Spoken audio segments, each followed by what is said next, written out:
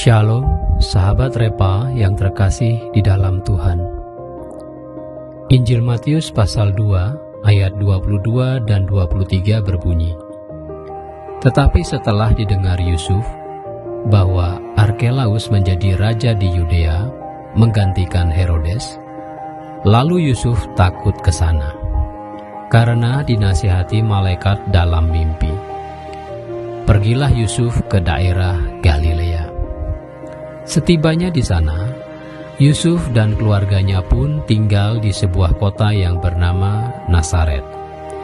Hal itu terjadi supaya genaplah firman yang disampaikan oleh nabi-nabi, bahwa ia akan disebut orang Nazaret."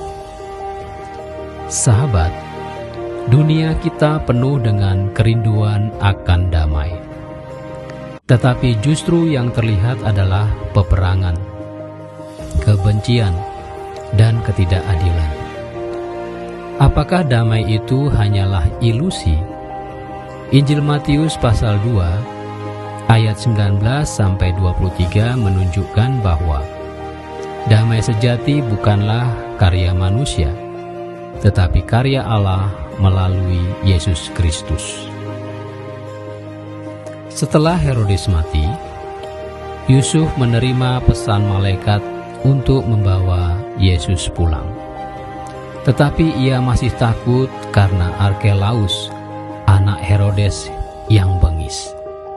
Maka Tuhan menuntun Yusuf ke Nazaret, kota kecil yang diremehkan. Dari sanalah nubuat tergenapi. Yesus disebut orang Nazaret. Sahabat, konteks dunia saat itu penuh penindasan Romawi. Damai versi Kaisar, Pax Romana, hanyalah damai semu, ditegakkan dengan pedang. Tetapi Yesus hadir membawa damai sejati, bukan dengan pedang, melainkan dengan kasih. Dari peristiwa ini kita belajar 3 pesan damai. Pertama, damai lahir dari ketaatan. Yusuf tidak melawan Herodes dengan kekerasan. Ia hanya taat pada pimpinan Allah. Dunia kita hari ini sering mencari damai lewat politik dan senjata. Tetapi damai sejati hanya hadir bila manusia berjalan dalam kehendak Allah.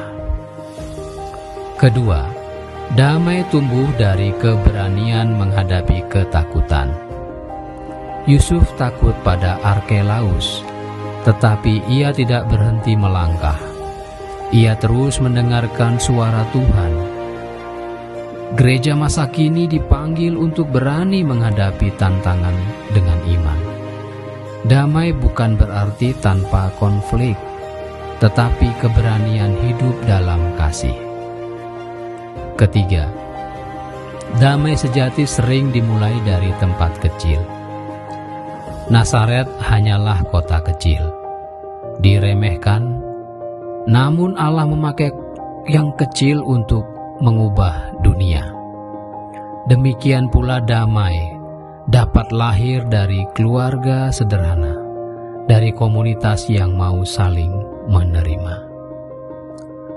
Sahabat, dunia kita gelisah. Berita perang, perpecahan, bahkan dalam keluarga dan juga dalam gereja.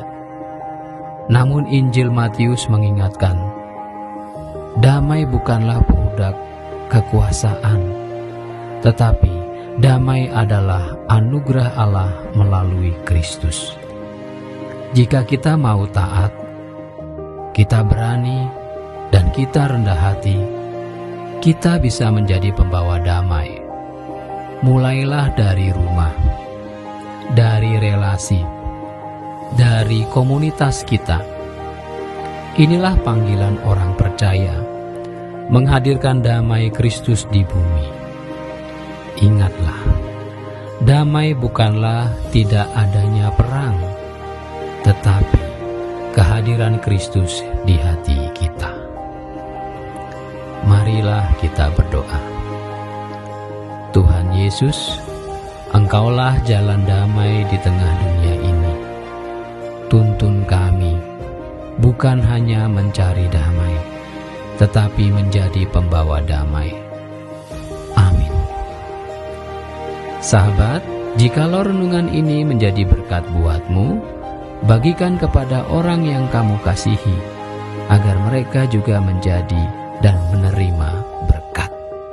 Tuhan Yesus memberkati.